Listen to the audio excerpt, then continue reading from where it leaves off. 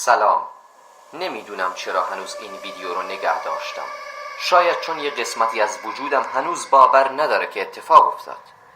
اما اگه تویی که این ویدیو رو میبینی شبیه منی، دنبال یه چیز ترسناک، یه بازی لعنتی یا چالش مرموز، پس گوش کن از اول. همه چی از یه ویدیو وایرال شروع شد. یه بازی ژاپنی که تو دارک وب بردیت میچرخید. میگفتن میتونی با یه موجود نامرئی قایم موشک بازی کنی. فقط یه شمع لازم داری، یه جای تاریک، یه کمد و یه جمله. گفتن اگه شرایط رو کامل رعایت کنی، یه چیزی، یه موجود، یه روح یا هر چی که هست باهات بازی میکنه. ولی یه قانون مهم داشت: هرگز پشت سرتو نگاه نکن. من همه چی رو آماده کردم. درا قفل، چراغا خاموش، شمع روشن، دوربینو گذاشتم روی سپایه و ساعت 2:58 نیمه شب رفتم توی کمد. تاریکی مطلق. نفسهام کند شده بود. گفتم پیدام کن اگه میتونی. تا 10 شمردم. با ترس در کمد رو باز کردم و اومدم بیرون. همه چی عادی بود، یا فکر میکردم عادیه. رفتم سمت راه رو، ولی یه صدای کشیده شدن چیزی روی زمین از پشت سرم اومد.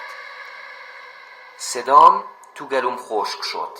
فقط ایستادم، نگاه نکردم. یاد اون قانون افتادم. ولی یه صدای خفیف توی گوشم زمزمه کرد: پیدات کردم. دوربین دید در شب فعال شد. یه نور سبز کمرنگ. نمیدونم دیدی یا نه، ولی یه سایه سریع از جلوی دوربین رد شد. یه دست خیلی نزدیکم بود.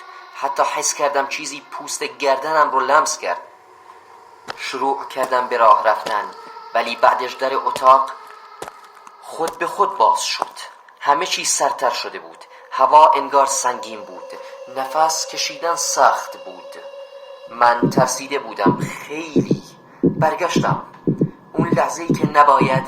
همه چی خاموش شد. شمع، دوربین، حتی صدای خودم و یه صدا زمزمه خیلی نزدیک انگار داخل مغزم گفت: حالا دیگه قایم نمیشم، همیشه باهات میمونم.